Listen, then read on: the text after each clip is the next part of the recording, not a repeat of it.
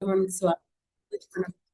Class ని start చేసే ముందు ఆ, జగన్నాథ స్వామి ఆశీస్సులు తీసుకుందాం. జై జగన్నాథ్ బలదేవ్ సుభద్రమయ్యకి జై, సుదర్శన్ భగవాన్ కి జై, వామనదేవ్ కి జై, జగద్గురు శ్రీల ప్రభుపాద్ కి జై, పతిపావన్ జగన్నాథ్ స్వామి గురు మహారాజ్ కి జై. ఓం అజ్ఞానాతిమిరంధస్య జ్ఞానాంజనాశలాకయ చక్షురున్మిలితం येन తస్మై శ్రీ గురవే నమః. నమో విష్ణుపాదాయ కృష్ణప్రస్థాయ భూతలే శ్రీమతే భక్తి వేదాంత స్వామి నిధి నామినే. నమస్తే సరస్వతే దేవే గౌరవాణి ప్రచారిణి నిర్విశేష శూన్యవాది పాశ్చాత్య దేశకారిణి. జయ శ్రీ కృష్ణ చైతన్య ప్రభు నిత్యానంద శ్రీ అద్వైత గదాధర శ్రీవాసాది గౌర భక్త బృంద. హరే కృష్ణ కృష్ణ కృష్ణ హరే హరే, హరే రామ రామ రామ హరే హరే. మూకం కరోతి వాచాలం భంగుం లంఘయతే గిరిం యత్కృపాతమహం వందే శ్రీగురుం దీనతారిణం పరమానంద మాధవం శ్రీ చైతన్య ఈశ్వరం. గ్రంథరాజ్ శ్రీమద్ భగవద్గీతకి జై, జగద్గురు శ్రీల ప్రభుపాదకి జై. ఈరోజు మనం భగవద్గీత రెండవ అధ్యాయం 14వ శ్లోకం చూద్దామండి. 2.14. మాత్రా స్పర్శాస్తు కౌంతేయ శీతోష్ణ సుఖ దుఃఖదాః ఆగమాపాయినో నిత్యాస్తాం స్థితిక్షస్వ భారత. మాత్రా స్పర్శాస్తు కౌంతేయ శీతోష్ణ సుఖ దుఃఖదాః ఆగమాపాయినో నిత్యాస్తాం స్థితిక్షస్వ భారత.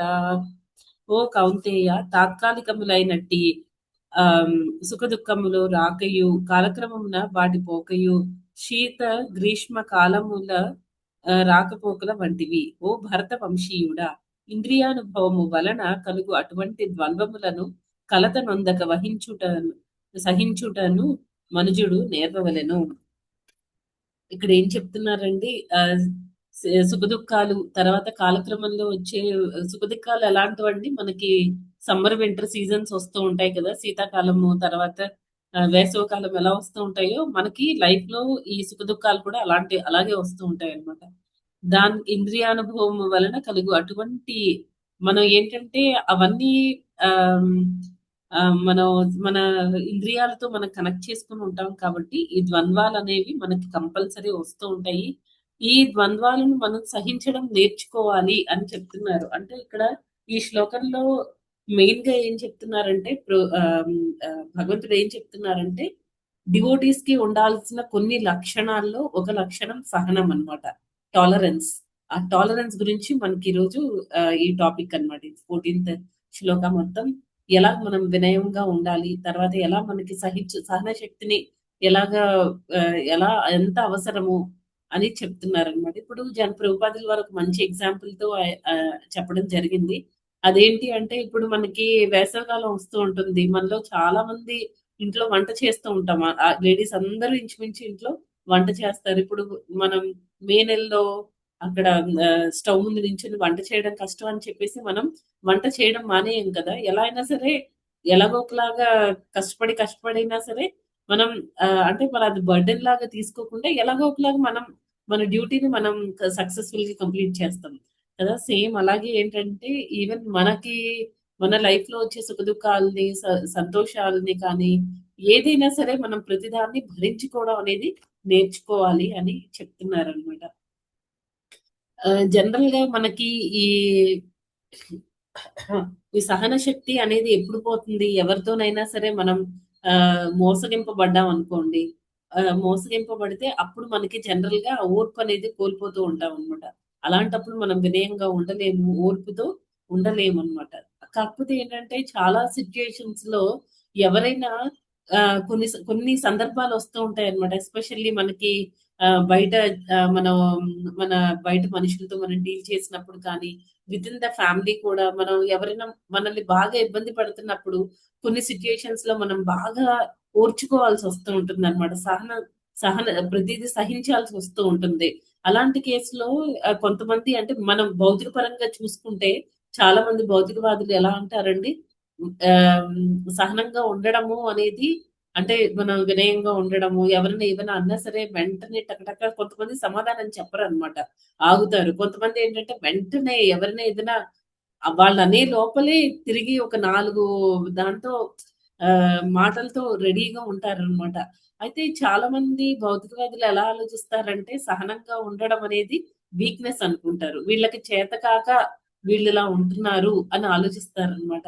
కానీ ఏంటంటే మామూలుగా అయితే మనం ఆధ్యాత్మిక పరంగా చూసుకున్నా, భౌతిక పరంగా చూసుకున్నా సరే ఈ సహన శక్తితో ఉండడము, తర్వాత వినయంగా ఉండడము ఇవన్నీ ఆభరణాలన్నమాట. ఎస్పెషల్లీ డివోటీస్‌కి ఎవరైతే భక్తి జీవితంలో ఉన్నారో వాళ్ళకైతే ఈ ఈ సహన శక్తితో ఉండడము, తర్వాత ఇవన్నీ ఏంటంటే ఆభరణాలన్నమాట. ఇవన్నీ వీక్‌నెస్ కాదు. మన స్ట్రెంగ్త్ అవుతాయన్నమాట.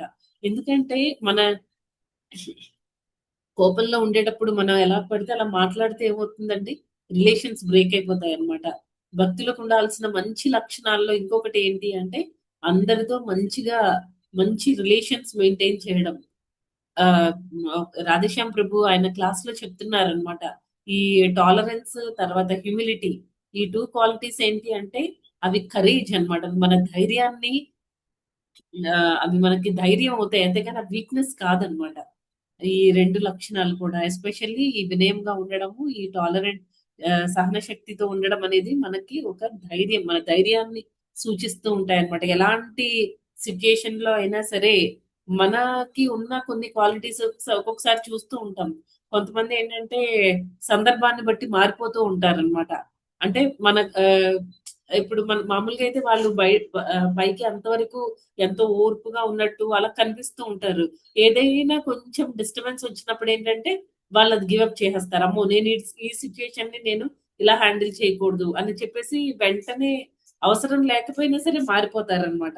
అవి మనకి క్వాలిటీస్ అవ్వవన్నమాట. ఏంటంటే ఎలాంటి సిట్యుయేషన్‌లో అయినా సరే బుద్ధితో మనం మన మన తెలివితేటలతో, మన బుద్ధితో మన సిట్యుయేషన్‌ని హ్యాండిల్ చేయాలి తప్ప, మనకున్న మోరల్ వాల్యూస్‌ని, వాటి ఎథిక్స్‌ని, మోరల్ వాల్యూస్‌ని అంటే ఆహ్, ఇవే అన్నమాట. ఇలాంటి క్వాలిటీస్‌ని మనం వదలకూడదన్నమాట. క్వాలిటీస్‌ని వదలకుండా మనం ఆహ్, ముందుకెళ్తూ ఉండాలి. తర్వాత ఒకసారి ఒక చిన్న ఎగ్జాంపుల్ చెప్తాను. ఒకసారి ఏమవుతుందంటే, అంటే మనం జనరల్‌గా మనకెక్కువ మాట్లాడే అలవాటు కూడా ఎక్కువుంటుందనమాట. ఎక్కువ మాట్లాడుతున్నారంటే దాని అర్థం ఏంటి? ఎదుటి వాళ్ళు చెప్పేది వినేంత ఓపిక లేదు వాళ్ళకి. అలాంటి వాళ్ళు జనరల్‌గా ఎక్కువ మాట్లాడుతూ ఉంటారనమాట. కొంతమంది ఎక్కువ మాట్లాడినా ఎవరైనా మాట్లాడేటప్పుడు కొంచెం ఆగుతారు, చెప్పింది వింటారనమాట. కొంతమంది అలా కూడా కాదు. ఇవన్నీ మనకి నెగెటివ్ క్వాలిటీస్ అవుతాయి. మనలో ఉండే ఆ సహన శక్తిని తగ్గిచ్చేస్తాయన్నమాట. ఇవన్నీ క్వాలిటీస్ కూడా. కాకపోతే ఏంటంటే, మనకి ఉండాల్సిన మెయిన్ ఎప్పుడూ ఓర్పుగా, సహనంగా ఉండాలన్నమాట. ఒకసారి ఏమవుతుందంటే, ఒక కంపెనీ ఇంటర్వ్యూకి ఒక 5 మెంబర్స్‌ని పిలుస్తారన్నమాట.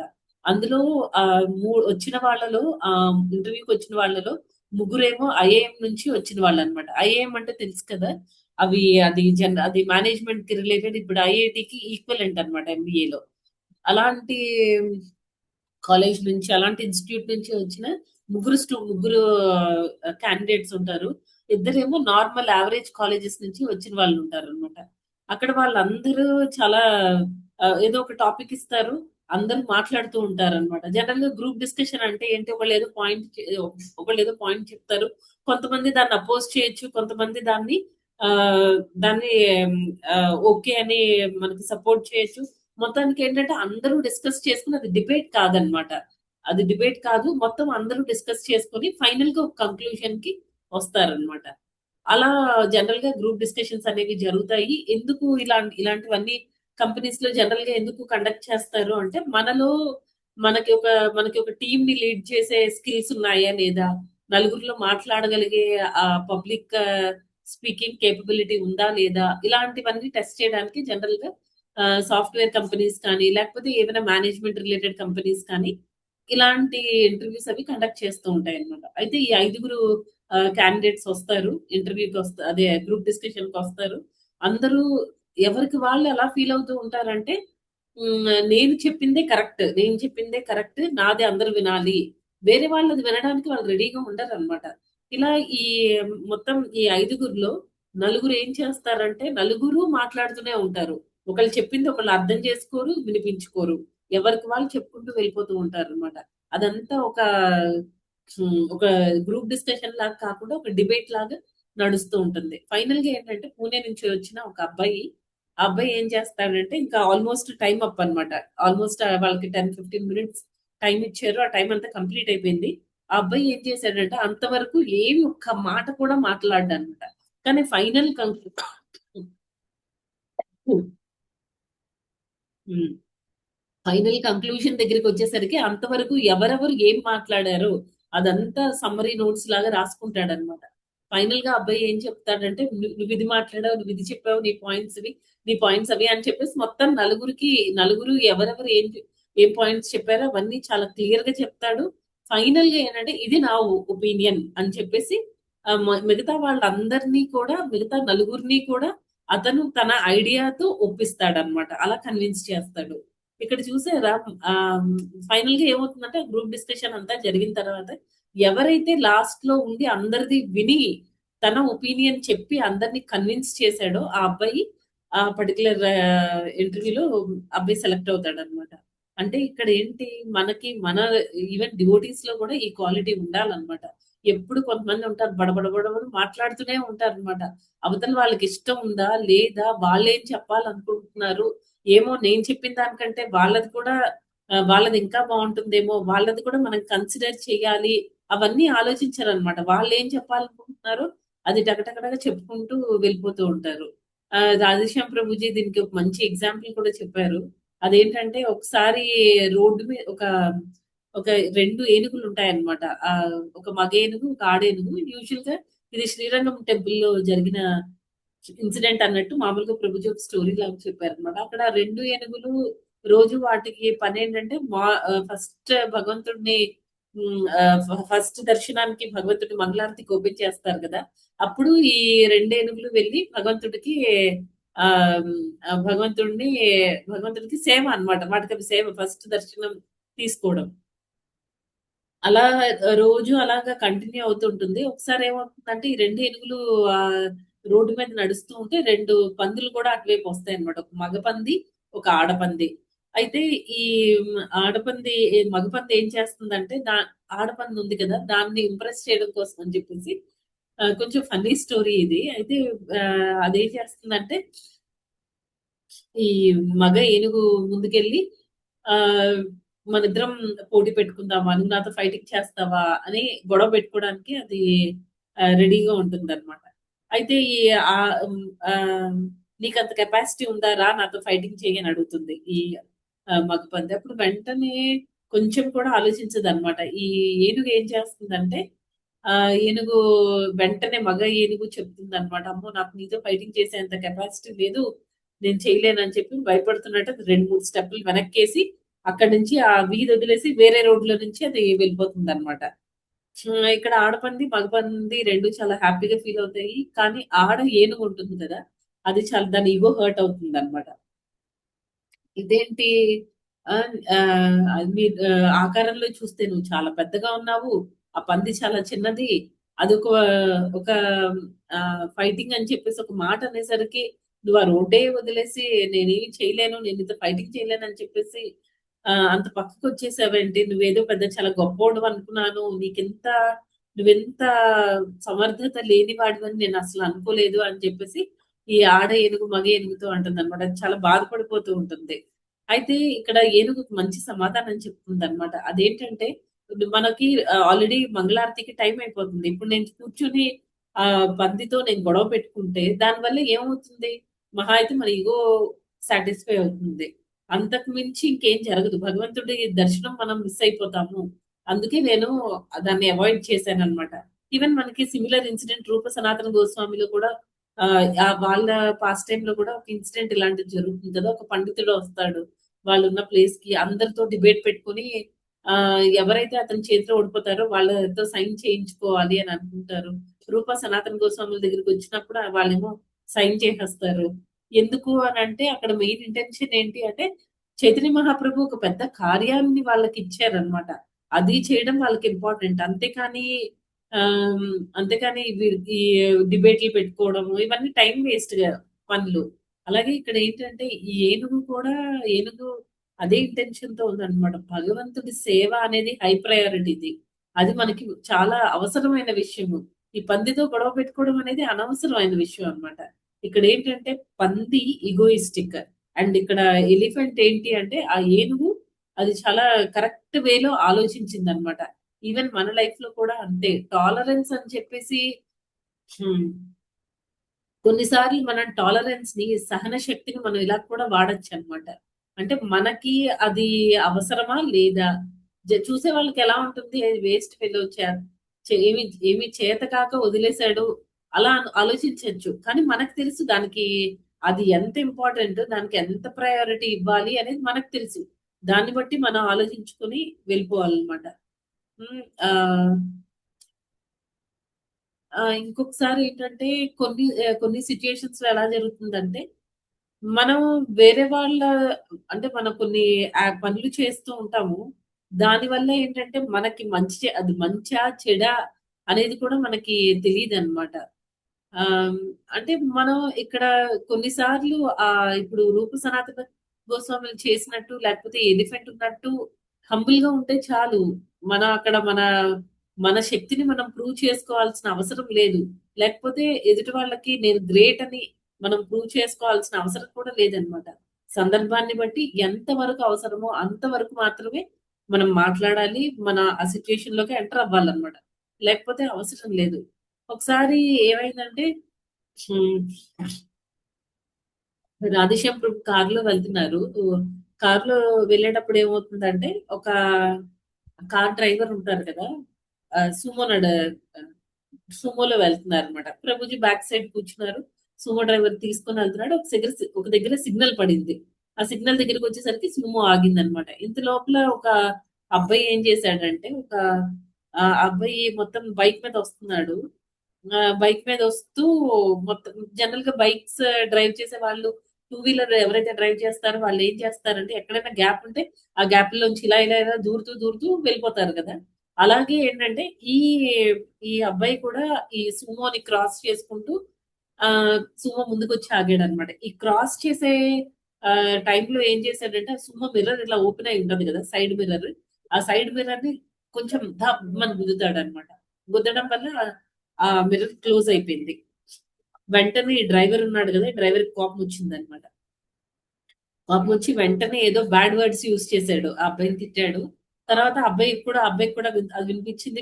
వెంటనే వెనక్కి తిరిగి చూసి తిరిగి వెంటనే ఇవ్వకపోతే ఉండలేరు కదా! ఇచ్చేసాడన్నమాట. అబ్బాయి కూడా ఏదో బ్యాడ్ వర్డ్స్ యూజ్ చేశాడు. తర్వాత ఏమైందంటే తర్వాత ఇద్దరు ఏదో ఆర్గ్యూ చేసుకున్నారు. తర్వాత ఎవరి దారిన వాళ్ళు వెళ్ళిపోయారన్నమాట. తర్వాత ప్రభుజీని అతను డ్రైవ్ చేస్తూ వెనక కూర్చున్నారు కదా! ప్రభుజీ ల్యాప్‌టాప్‌లో ఏదో వర్క్ చేసుకుంటున్నారు. హ్మ్. ప్రభుజీని అడిగాడన్నమాట ఈ డ్రైవర్. ప్రభుజీ నేను చేసింది కరెక్టా? రాంగా? అని.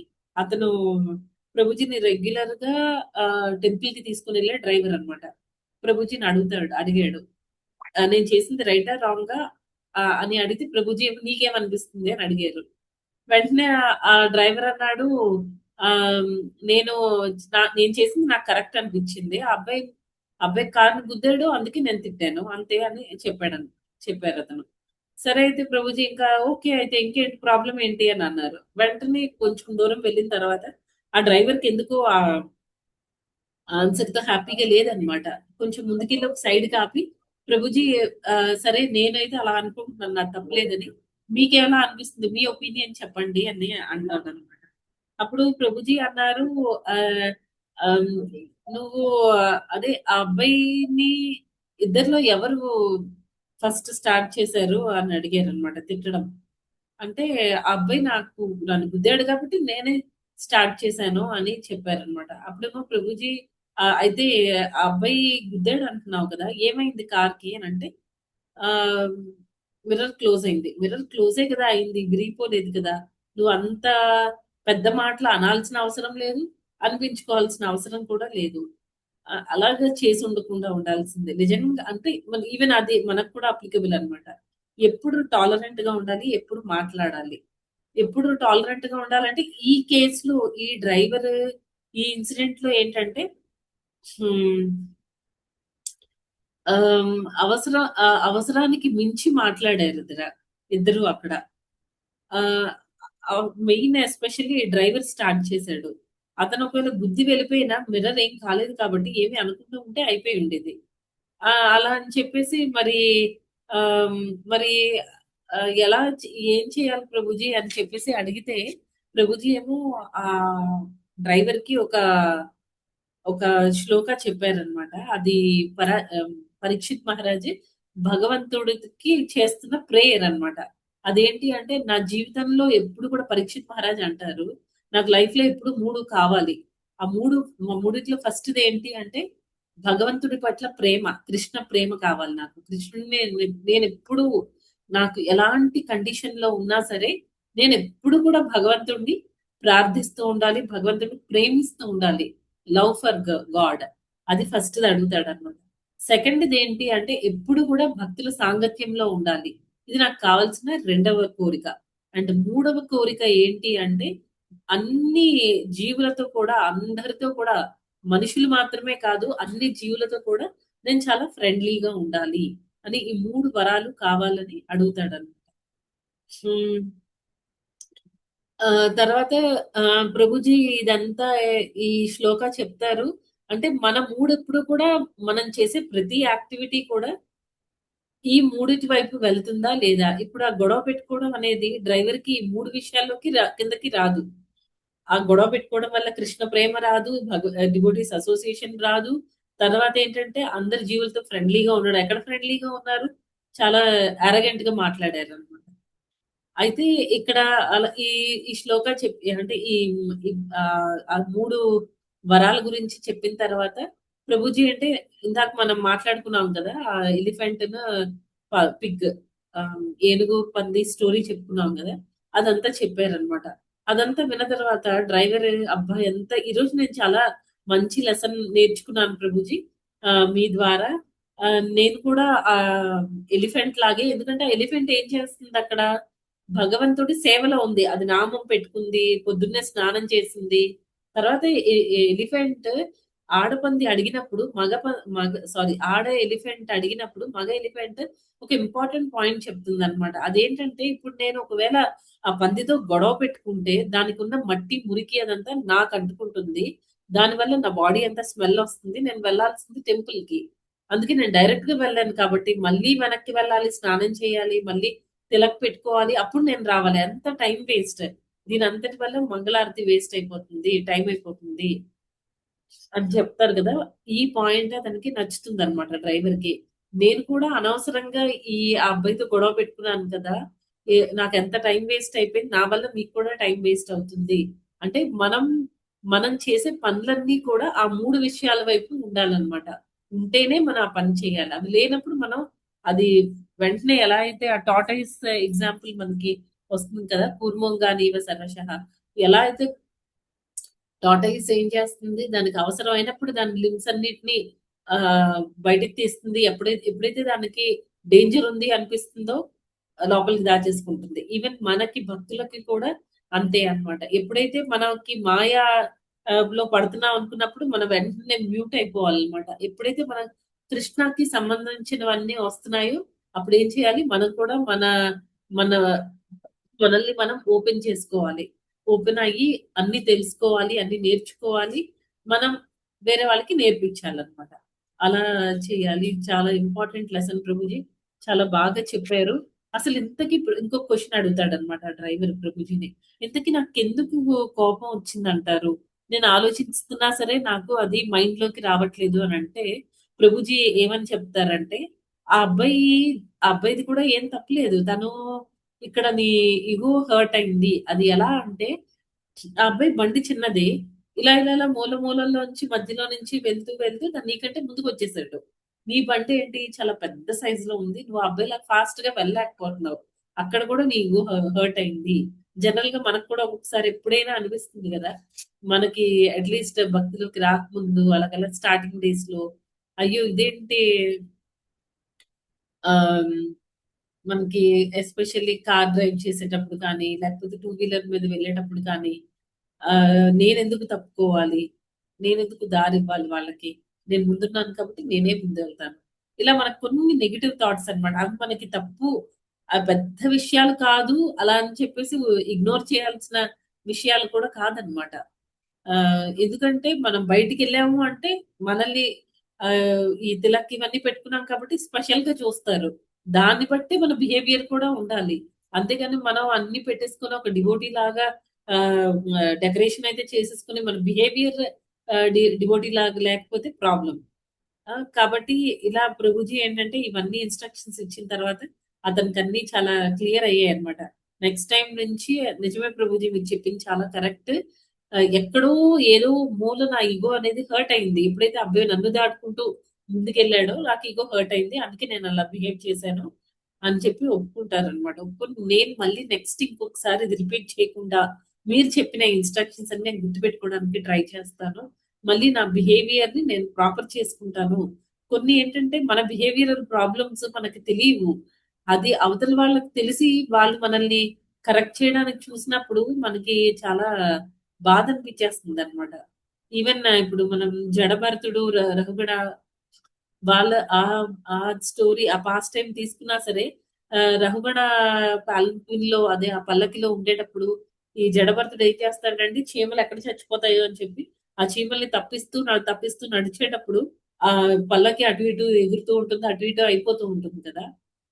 అప్పుడు 'రఘుగణ' కొన్నేంటంటే చాలా నేను రాజుని రాజుకి రెస్పెక్ట్ ఇవ్వకపోవడం ఏంటి? ఏంటి పల్లకి ఇలాగా మోస్తున్నాడు.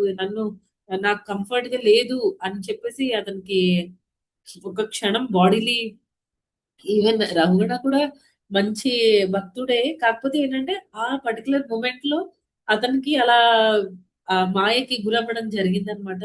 రమణ ఏం చేస్తాడంటే, ఒక మాట అంటాడనమాట.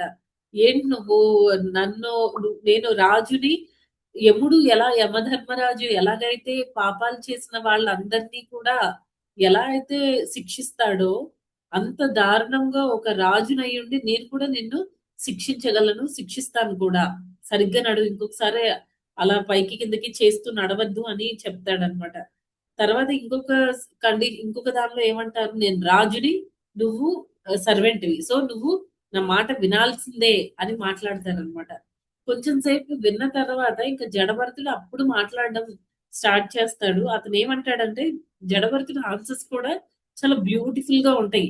ఎలా చెప్తాడంటే, "ఈ జన్మలోనే నువ్వు రాజు అనే పొజిషన్ తీసుకున్నావు. నేను సర్వెంట్ అనే పొజిషన్‌లో ఉన్నాను.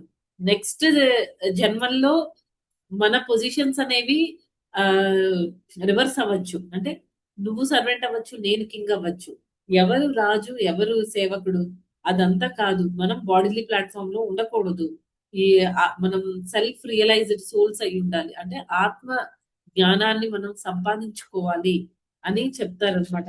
ఆహ్, ఇంకా కొంత అలా ఫిలాసఫీ ఇచ్చేసరికి ఏమవుతుందంటే అంతవరకు జడభరతుడిని అందరూ ఏమనుకుంటారు మందబుద్ధి అని అనుకుంటారు. ఎప్పుడైతే తను అలా మాట్లాడతాడో రాజు ఆహ్, ఆహ్, ప పల్లకి మోసే వాళ్ళందరిని ఆపమని చెప్పి పైనుంచి కిందకి దిగి మొత్తం దండవత్ ప్రణామాలు పే చేస్తాడన్నమాట. దండవత్ ప్రణామాలు చేస్తాడన్నమాట. రహుగణ రాజయ్యుండి అతను తన సేవకుడికి జస్ట్ ఒక పల్లకి మోసేవాడు అని అనుకుంటాడన్నమాట అంతవరకు. ఎప్పుడైతే మాట్లాడడం స్టార్ట్ చేస్తాడో జనభరతుడు అప్పుడు అర్థమవుతుందన్నమాట. ఇతను నార్మల్ ఆహ్, ఒక సేవకుడు కాదు. ఇతను పరమ భాగవతుడు అనే విషయం అర్థమవుతుందన్నమాట. అర్థమైన తర్వాత ఇంకా చెప్తాడన్నమాట. నేను చేసిన ఆహ్, నా బిహేవియర్ ఎలా ఉండాలి? ఎలా ఉండకూడదు? ఇవన్నీ అడిగినప్పుడు అతను ఈ జడభరతుడు చెప్తాడన్నమాట. ఒక రాజర్షి అనేవాడు రాజు అయినప్పటికీ కూడా ఒక ఋషిలాగా ప్రవర్తించాలి. నువ్వెలా ఉన్నావంటే నువ్వు బాడీలీ ప్లాట్‌ఫార్మ్‌లో ఉన్నావు. నేను ఈ జన్మలో రాజుని. నేను చెప్పిన మాట శాసనం అందరూ వినాలి అని అనుకుంటున్నావు అని అని అలాగా ఎక్స్‌ప్లనేషన్ ఇస్తాడన్నమాట.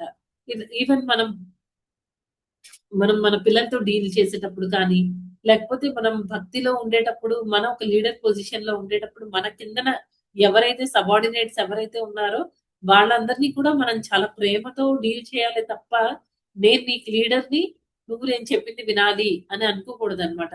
ఒకసారి ఏమవుతుందంటే ఒక ప్రభుజీ ఉన్నారు. అతను ఒక కాంగ్రిగేషన్ గ్రూప్ కి డివోటీ, ఆయన ఒక లీడర్ అన్నమాట. ఆయన కింద చాలా మంది డివోటీస్ ఉన్నారు. చాలా మందిలో ఒక డివోటీ, ఒక ప్రభుజీ ఎలా బిహేవ్ చేస్తున్నారంటే, ప్రభుజీ ఏ సర్వీస్ చెప్పినా చెయ్యరు. తర్వాత సాధన కరెక్ట్ గా లేదు.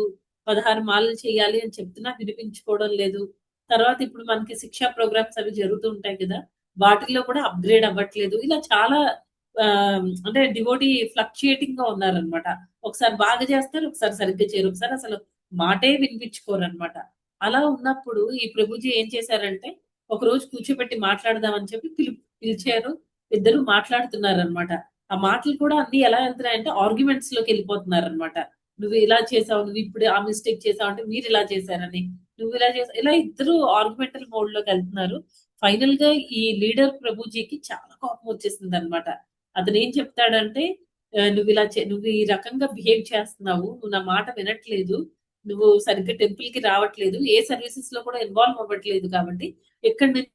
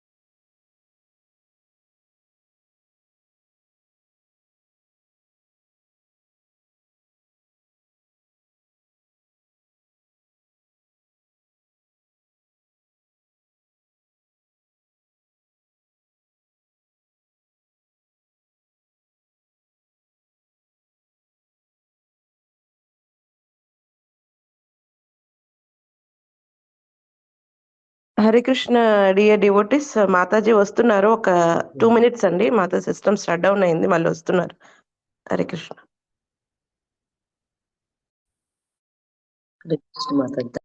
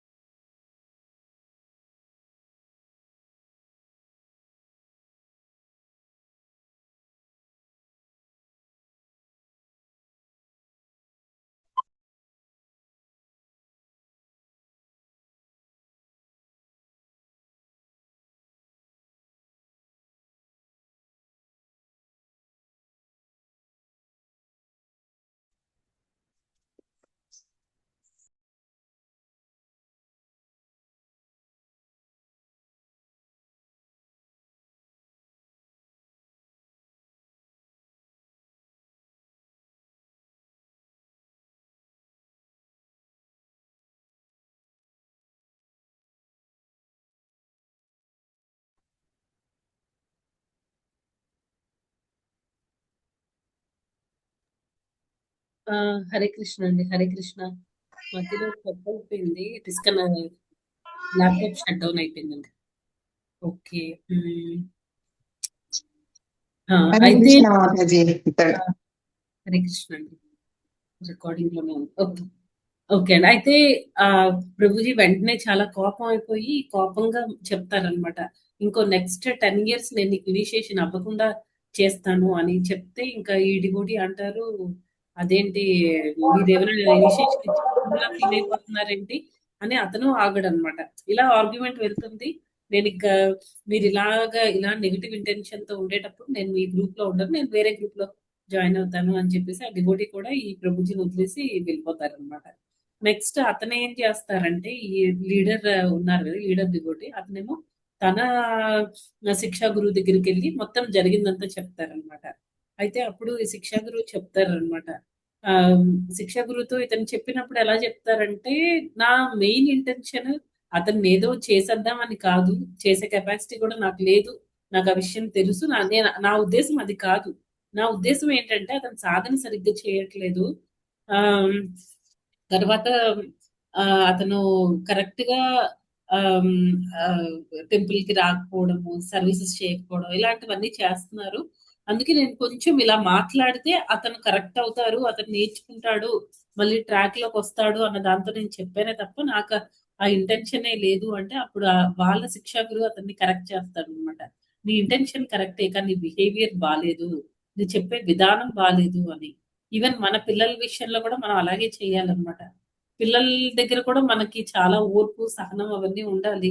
మనమేమో వాళ్ళని వెంటనే ఒక ఒక అమరేంద్ర ప్రభు లాగో లేకపోతే ఒక రాధేశ్యామ్ ప్రభు లాగా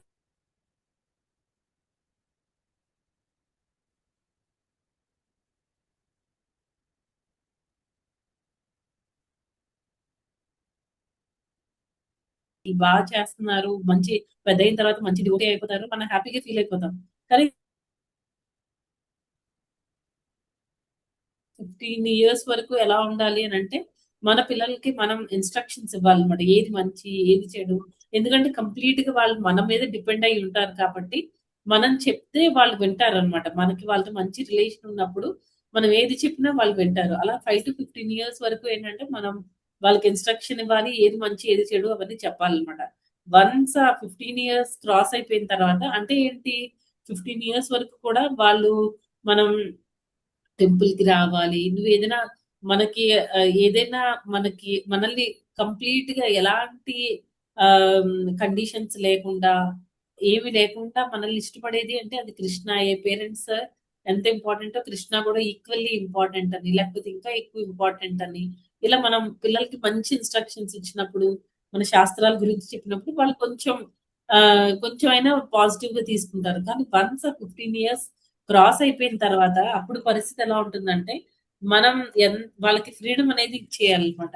అంతవరకు మన ఇన్స్ట్రక్షన్స్ అన్ని అయిపోయాయి, ఇది మంచి ఇది చెడు అని మనం చెప్పాం. వాళ్ళ జీవితాన్ని వాళ్ళు ఎలా మౌల్డ్ చేసుకుంటారో అక్కడ మనం ఇంటర్ఫియర్ అవ్వకూడదు. అక్కడ ఇంటర్ఫియర్ అయ్యి మనం వాళ్ళు ఓవర్ ప్రొటెక్టివ్నెస్ తో ఉన్నాం, మన ఇంటెన్షన్స్ మంచివైనా సరే వాళ్ళు పాజిటివ్ గా తీసుకోరన్నమాట. అయితే ఏంటి, మనం రకరకాల కేసులు చెప్పుకుంటూ ప్రతి దానిలో కూడా ఓర్పుతో ఉండాలి, లేదా హంబుల్ గా ఉండాలి, వినయంగా ఉండాలి, ఇవన్నీ మాట్లాడుకుంటున్నాం. అయితే అసలు మన కోపమే రాకూడదా? డివోటీస్ అంటే ఎప్పుడు సైలెంట్ గా కూర్చోవాలా?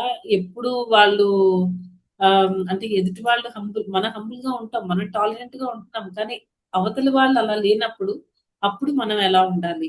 దానికి కూడా ఆ ప్రభుజీ చాలా మంచి మంచి ఎగ్జాంపుల్స్ తో చెప్పుకుంటూ వెళ్ళారనమాట. ఒకసారి similar kind of conversation Srila ప్రభుపాద్కి తర్వాత ఒక బుద్ధిస్ట్ గురువుకి జరిగిందనమాట. ఒక డిస్కషన్ జరిగింది. దానిలో శ్రీల ప్రభుపాదేమో ఈ ఆమ్, చెప్తున్నారనమాట బుద్ధిస్ట్ గురువుతో, కొన్నిసార్లు మనం వైలెంట్ గా అంటే కొంచెం హింసను కూడా మనం ఫాలో అవ్వాలి, అవసరము అని చెప్తారనమాట. దానికి బుద్ధిస్ట్ మాంక్ ఒప్పుకోరు.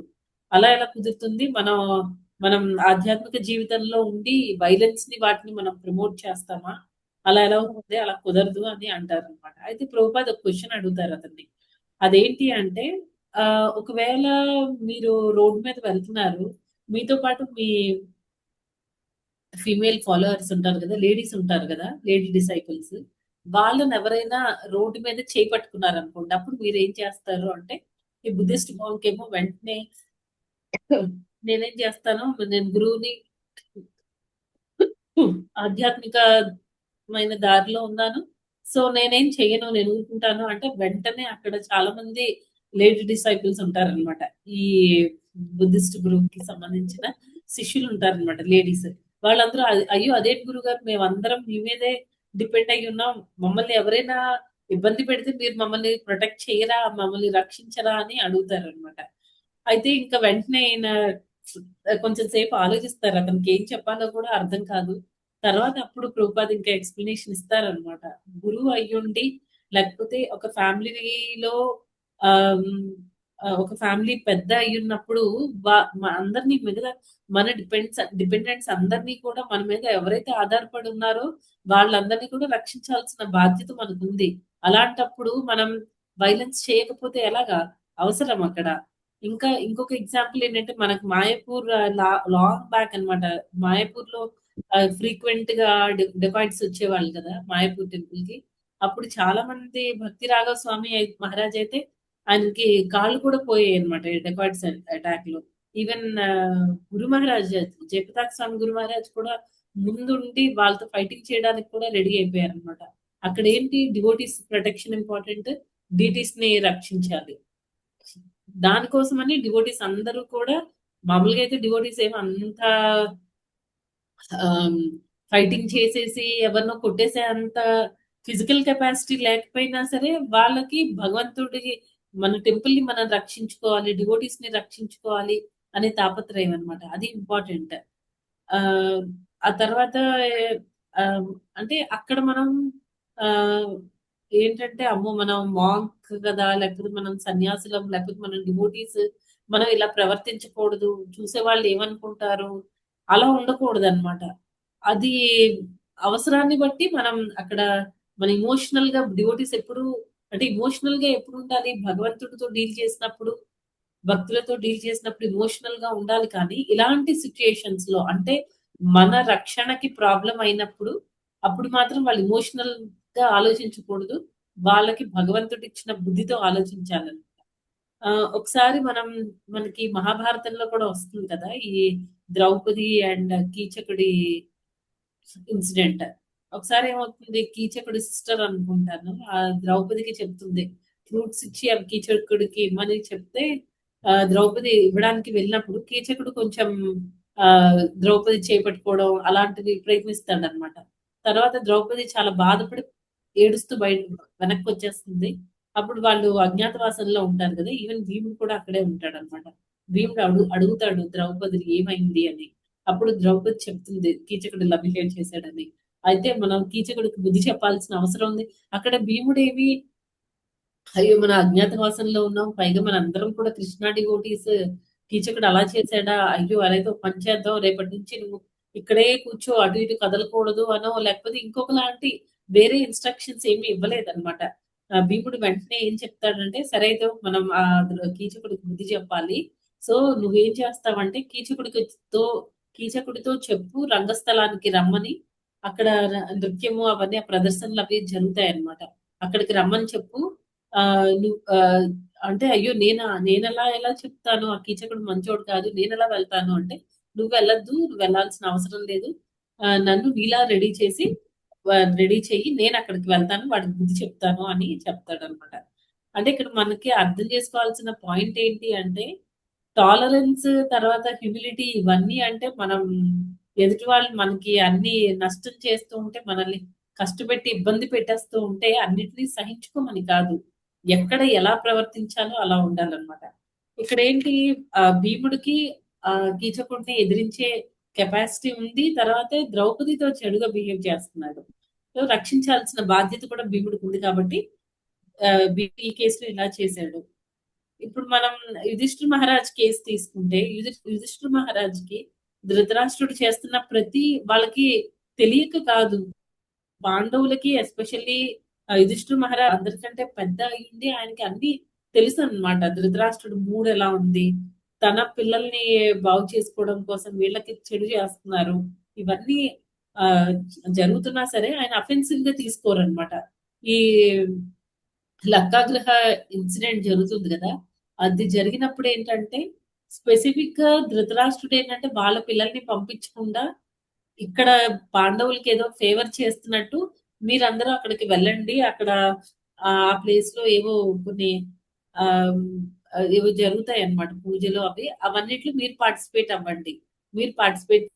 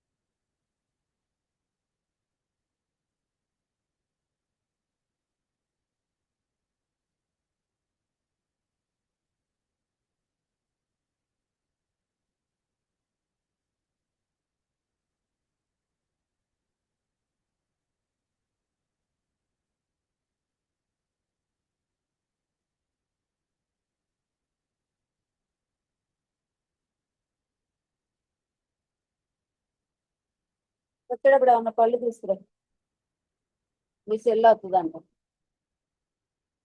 ఏదో వదిన ఆడపడుతుంది చీరలు అంట.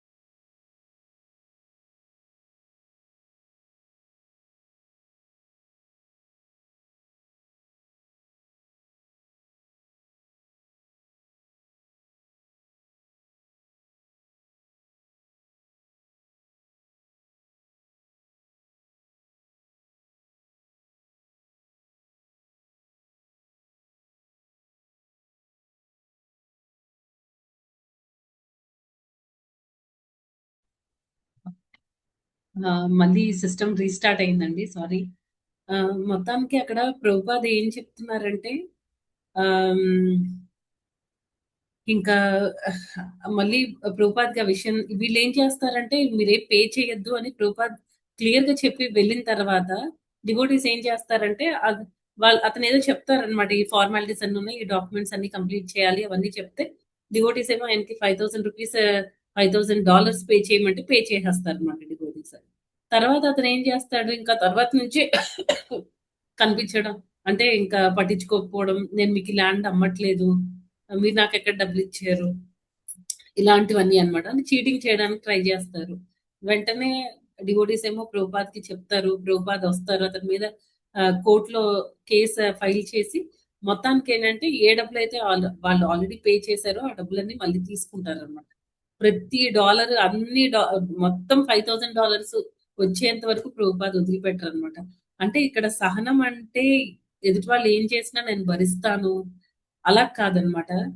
అవసరాన్ని బట్టి, సందర్భాన్ని బట్టి మన ఎమోషనల్ గా వెళ్ళకుండా ఎక్కడ ఎమోషన్ అవసరమో అక్కడ ఎమోషన్స్ తో ఉండాలి. ఎక్కడ టాలరెంట్ గా ఉండాలో అక్కడ టాలరెంట్ గా ఉండాలి. అలా ఉండి మనం భక్తి అనేది కంటిన్యూ చేసుకోవాలి. అదండి ఈరోజు శ్లోకం. మెయిన్ ఇక్కడ ఈ శ్లోకంలో 2.14 లో ఏంటంటే టాలరెన్స్. ఆ క్వాలిటీలో భక్తిలో ఉండే ఆ క్వాలిటీని హైలైట్ చేశారు అనమాట కృష్ణుడు. అదండి. ఎవరికైనా ఏమైనా ప్రశ్నలు ఉంటే అడగండి మాతాజీ అండ్ ప్రభుజీస్, లేకపోతే ఈరోజు క్లాస్ క్లోజ్ చేద్దాం. హరే కృష్ణ.